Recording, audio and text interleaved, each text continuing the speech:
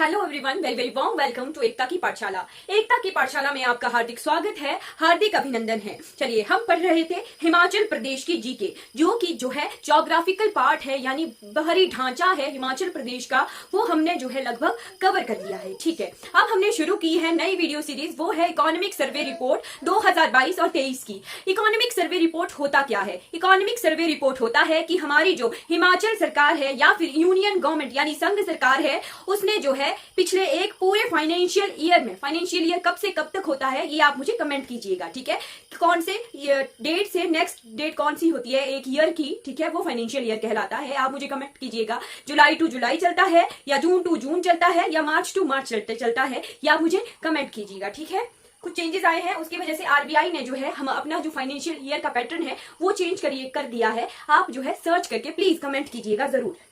ठीक है, हम पढ़ रहे थे कि एक फाइनेंशियल ईयर में जो है किस तरह से क्या एक्सपेंडिचर होते हैं और क्या रेवेन्यू रेसिपेंट होता है, वो इस तरह के हमारा टोटल खर्चा और टोटल आय, खर्चा और आय दोनों को मिलाकर जो है आर्थिक सर्वेक्षण किया जाता है, इकोनॉमिक सर्वे किया जाता है। हमारा जो हिमाचल प्रदेश का इकोनॉमिक सर्वे है वो कौन जारी करता है? वो जारी करता है department of economics and statistics, जो है इकोनॉमिक सर्वे बनाता है और हमारी जो विधानसभा में वो है वहां पे प्रेजेंट किया जाता है इकोनॉमिक सर्वे। और साथ में आने वाले साल के लिए जो अनुमान लगाया जाता है कि यहाँ इतना खर्चा होना है, यहाँ हम ऐसा खर्चा करेंगे या इस तरह की योजनाएं चलाएंगे, वो फिर एडवांस बजट होता है। आने वाले साल के लिए जो भी अनुमान होता है वो बजट कहलाता है, और जो पिछले साल का लेखा जोखा होता है उसे हम जो है सर्वे रिपोर्ट कहते हैं। ठीक है, इकोनॉमिक सर्वे रिपोर्ट देख रहे थे। इकोनॉमिक सर्वे रिपोर्ट किस बेसिस पर होती है? GDP, gross domestic product. ठीक है, जो कि फाइनल वैल्यू होती है किसी प्रोडक्ट की, वो जीडीपी कहलाता है। जीडीपी ग्रोथ से ही हम जो है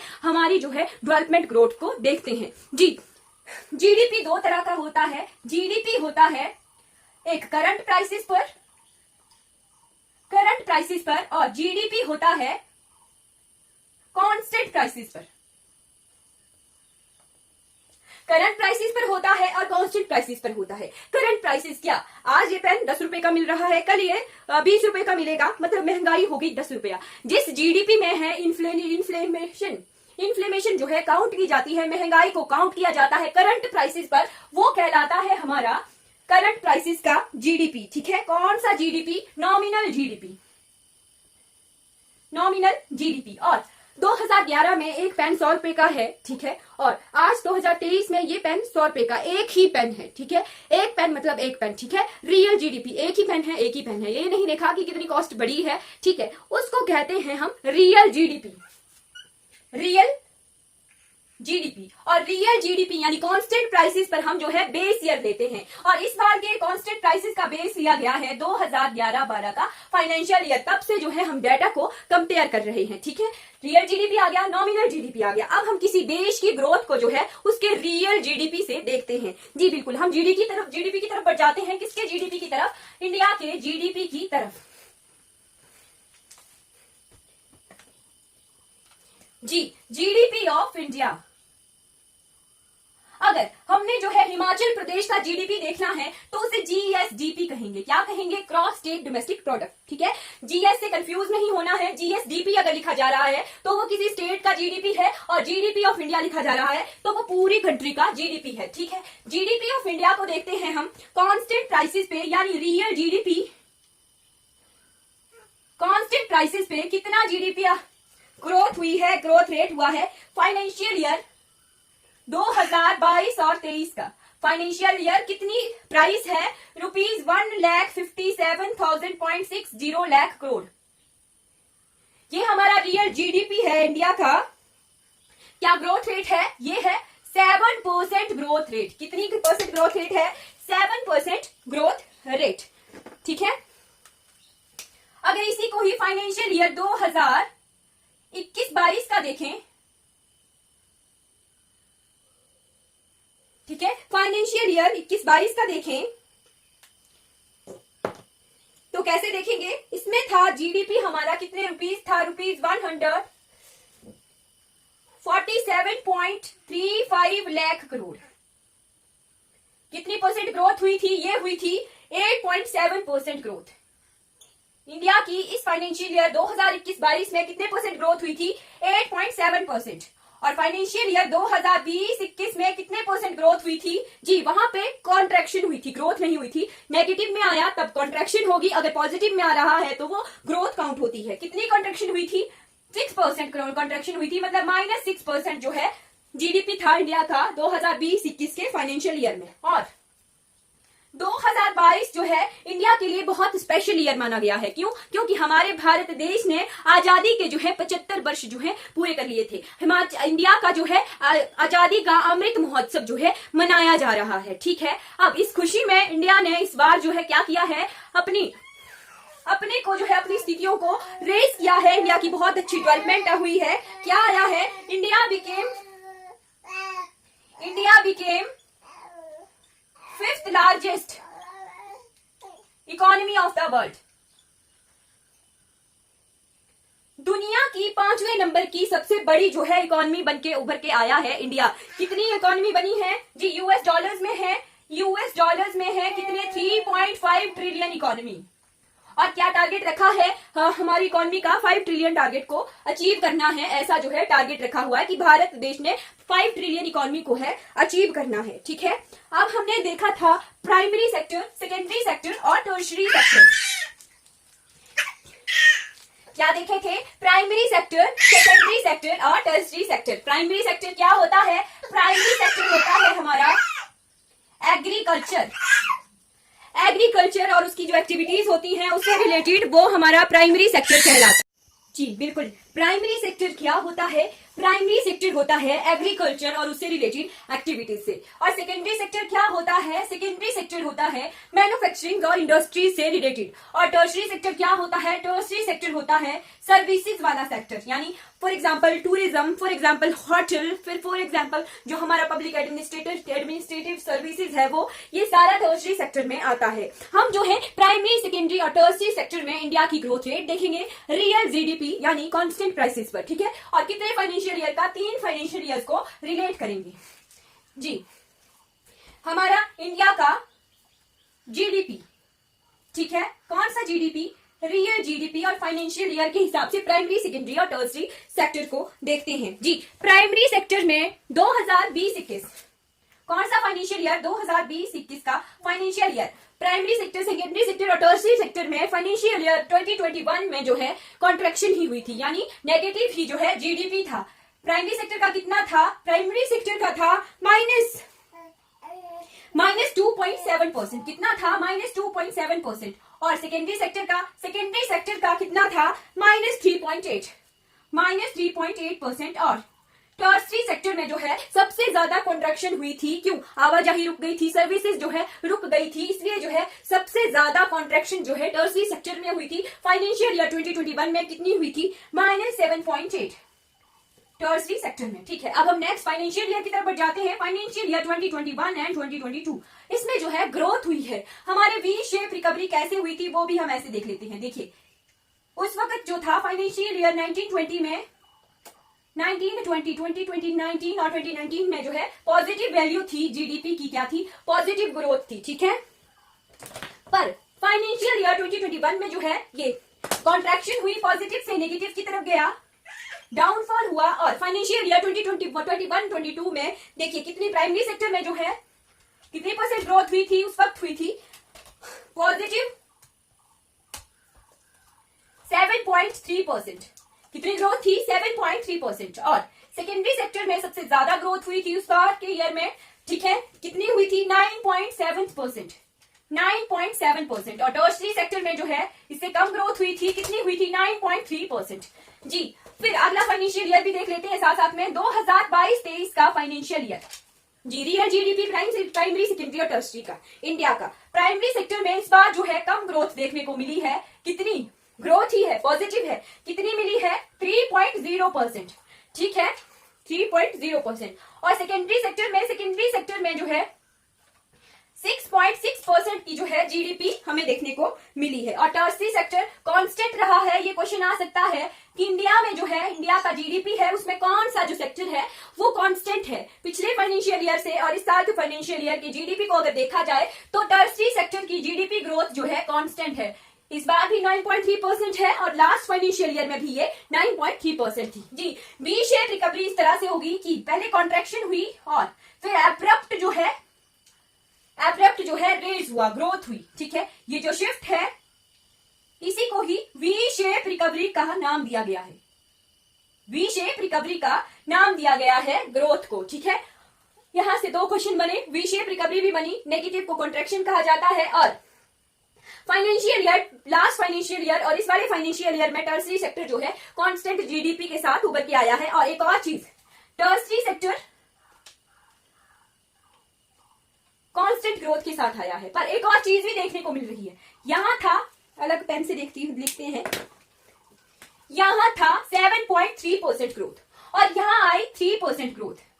7% से 3% इतना डाउनफॉल आया। इससे क्या देखने को मिल रहा है कि जो एग्रीकल्चर सेक्टर है वहां से जो है शिफ्ट हो रहा है टर्सरी सेक्टर की तरफ। ये जो ग्रोथ रेट है एग्रीकल्चर में कम और टर्सरी सेक्टर में ज्यादा शिफ्ट देखने को मिल रहा है। हमें ग्रोथ में प्राइमरी सेक्टर से टर्सरी सेक्टर की तरफ, एग्रीकल्चर से सर्विस सेक्टर की तरफ शिफ्ट हमें देखने को मिल रही है। जीडीपी, रियल जीडीपी की, कांस्टेंट प्राइसेस की। ये हमने इंडिया का जीडीपी जो है कवर कर लिया। अब हम जो है हिमाचल प्रदेश का भी जीडीपी देख लेते हैं और फिर कंपैरिजन करेंगे इंडिया की जीडीपी से और हिमाचल प्रदेश के जीडीपी से। चलिए, हिमाचल प्रदेश का जीडीपी हम कांस्टेंट प्राइसेस पर भी देखेंगे और करंट प्राइसेस पर भी देखेंगे। सबसे पहले हम कांस्टेंट प्राइसेस पर देख लेते हैं हिमाचल प्रदेश का real GDP, GSDP of Himachal Pradesh at constant prices यानी रियल जीडीपी, कांस्टेंट प्राइसेस यानी रियल जीडीपी देखेंगे हम फाइनेंशियल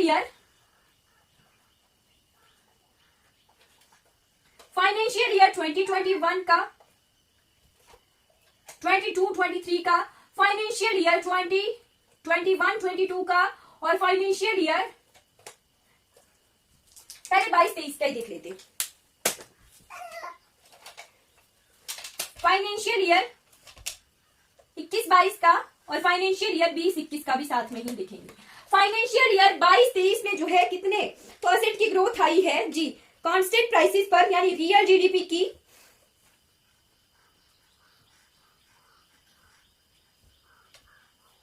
ये आया है 6.4%। कितना? 6.4% जो है 2022-23 के कांस्टेंट प्राइसेस का रियल जीडीपी है। कितना है? 6.4%।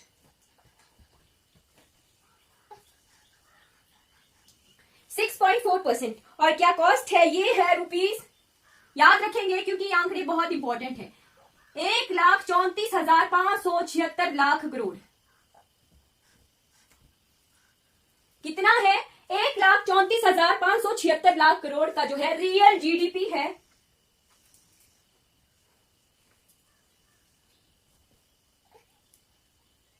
जीएसडीपी है हिमाचल प्रदेश का। लास्ट फाइनेंशियल ईयर में जो है कितना परसेंट जीडीपी था? ये था 7.6%। कितना था? 7.6%। ठीक है, कितना था? 7.6%। कितना? ये एफआर लिखते हैं, इसके आगे ब्रैकेट में एफआर लिखते हैं। उसका क्या मतलब हुआ? First revision report. ठीक है, कितनी प्राइसेस थी? 1,26,433 लाख करोड़। ठीक है, उससे पहले लॉकडाउन था, सेकंड रिवीजन एसआर लिखा जाता है। सेकंड रिवीजन कैसे? इस बार भी रिवीजन हुआ, उसके बाद रिवीजन, इस बार रिवीजन हुआ, फिर इधर भी 2 बार रिवीजन हुआ, 1-2। ठीक है, और इसका एक ही बार रिवीजन हुआ तो उसमें एफआर लिखते हैं। ठीक है, ये फर्क होता है एसआर एफआर में। और कई बार इसमें ए लिखा जाएगा यानी एडवांस एस्टिमेट। एफआर मतलब फर्स्ट रिवीजन, एसआर मतलब सेकंड रिवीजन। उस वक्त जो है लॉकडाउन था, कोरोना टाइम था और कॉन्ट्रैक्शन हुई थी जीडीपी में। कितने परसेंट कॉन्ट्रैक्शन हुई थी? 3% कॉन्ट्रैक्शन हुई थी। और क्या प्राइस थी उस वक्त? थी 1,17,555 लाख करोड़। ठीक है, ये हमारा रियल जीडीपी है कांस्टेंट प्राइसेस पर हिमाचल प्रदेश का। जी, रियल जीडीपी क्या होता है, कांस्टेंट प्राइसेस पर होता है और बेस ईयर रखा जाता है। इसमें जो है बेस ईयर रखा गया है 2011-12 का बेस ईयर रखा गया है। अब हम देखते हैं एक और चीज, हम देखेंगे नॉमिनल जीडीपी। ये इस तरफ को लिखूंगी मैं, फाइनेंशियल ईयर वही रहेंगे, यहां लिखेंगे नॉमिनल जीडीपी। नॉमिनल जीडीपी यानी करंट प्राइसेस पर जीडीपी। क्या? करंट प्राइसेस पर जीडीपी, जीएसडीपी यानी स्टेट का जीडीपी। ठीक है। फाइनेंशियल ईयर 2022 एंड 23 का एडवांस एस्टिमेट है। कितना नॉमिनल जीडीपी है? नॉमिनल जीडीपी ग्रोथ है हमारी 10.9%। कितनी है? 10.9% ग्रोथ है। ठीक है, ये एडवांस एस्टिमेट है। और 2021-22 में जो है क्या प्राइस है इसकी? इसकी है 1,95,404 लाख करोड़। ठीक है, ये इसकी प्राइस रेट है। ठीक है, नॉमिनल जीडीपी आ गया हमारा 10.9% और रियल जीडीपी आ गया 6.4% हमारे इस वाले फाइनेंशियल ईयर का।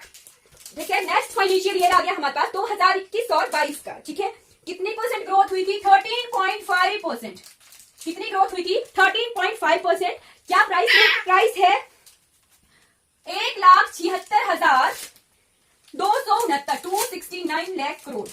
ठीक है, ये आ गया हमारा नॉमिनल जीडीपी यानी करंट प्राइसेस पे। और फाइनेंशियल ईयर 2020-21 में 2021 में कितना कॉन्ट्रैक्शन हुई थी? कितनी कॉन्ट्रैक्शन हुई थी? 2.5% की कॉन्ट्रैक्शन हुई थी।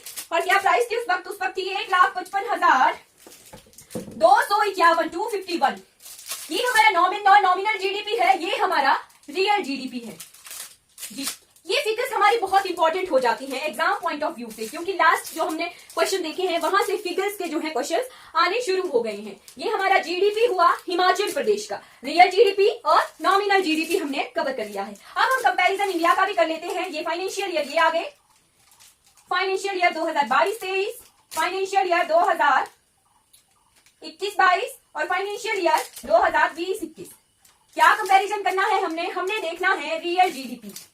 रियल जीडीपी देखना है इंडिया का और हिमाचल प्रदेश का, रियल जीडीपी। ठीक है,